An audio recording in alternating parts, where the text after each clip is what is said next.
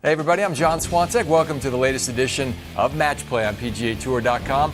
Let's get to it. Meet this week's combatants. We say hello to Steve DiMeglio covering the PGA Tour and the world of golf for USA Today, and Brian Katrek of the PGA Tour Network, whose show Teed Off can be heard weekday mornings on SiriusXM Radio. Katrek has the honor for topic number one. The par 3 sixth hole on the Magnolia course at this week's event at Disney features a bunker shaped like, wait for it, Mickey Mouse. Katrek, among all the unusual or quirky bunker or course characteristics regularly played on the PGA Tour, what's your favorite?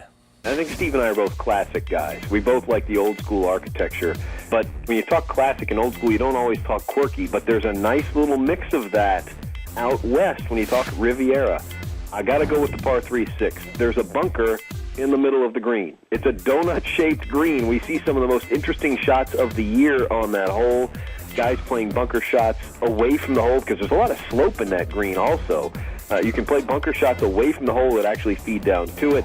Obviously, if you're on one side of the bunker and the hole's on the other side of the bunker, we see guys sometimes having to chip off of that green.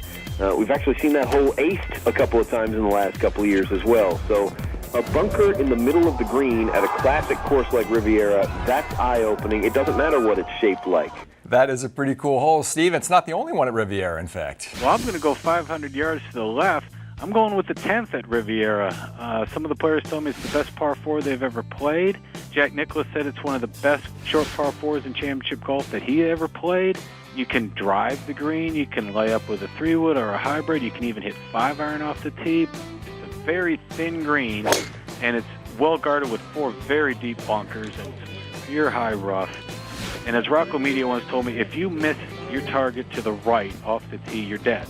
Whenever you can have a hole where the guys are thinking off with their tee shot, and then they're terrified with a sand wedge in their hands going for their approach shot, to me, that's just a hole that stands out. I like both of those, the par 3 sixth and the 10th at Riviera. Both guys going old school at Hogan's Alley in Southern California. Let's have the first topic. Steve gets the first swing at topic number 2.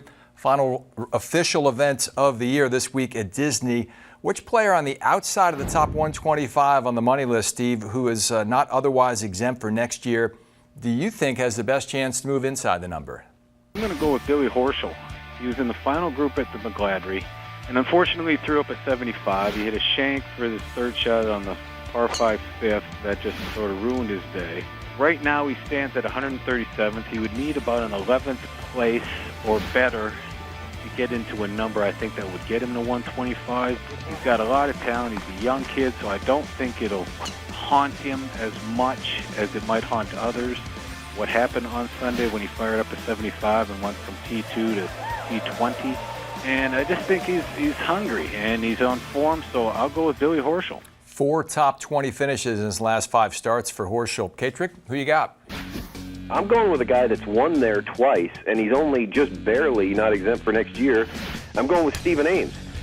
He's only barely not exempt for next year because his exemption runs out at the end of this year from winning this tournament 2 years ago. Ames has been battling a bunch of injuries, but he's won twice in the last 6 years at Disney. He's 136th on the money list. I haven't done the math like Steve has because I'm not equipped to do the math. I don't have those math skills like he does. But Ames might just win the tournament outright. 136th on the money list. He's $100,000 or so outside of that top 125. I think he can get there, obviously, without a win. But he might just do it with a victory because he's done it twice before. All right, Katrek was told there would be no math this week on Match Play. But I like the pull of Stephen Ames, whose exemption literally runs out this week. Great track record at Disney. Let's give Katrek topic number 2. He gets the first swing at our third topic. Webb Simpson, runner-up at the McGladrey last week, and Luke Donald, 1 and 2 on the money list, Brian. They're both playing Disney this week. Are either one of those guys the player of the year? Or you have somebody else in mind? I do have somebody else in mind. No, they're not, and it doesn't matter who wins because it's not a major. And there's a guy that's got 2 wins, and one of them is a major, and his name is Keegan Bradley. Good year for Luke Donald with 1 win, very steady. I understand that. Got a chance to win both money lists. That's fantastic. Same thing for Webb Simpson. He probably could have won 4 times. This could be his 3rd win. I think they would both trade calendar 2011 for the year that Keegan Bradley had. And I think Keegan Bradley wouldn't trade his season, including all 10 of his missed cuts, or anybody else's year. He got his first win. He got his first major. That's something neither of those other guys have. Neither of those other guys may ever have. Keegan Bradley's my player of the year right now. Steve, a Simpson victory would be his third of the season. Is that enough? That would be more than enough with the voters. It would sway them. Right now, he's the leader going in. Webb Simpson will win the money title unless Luke Donald pulls off a pretty big chore.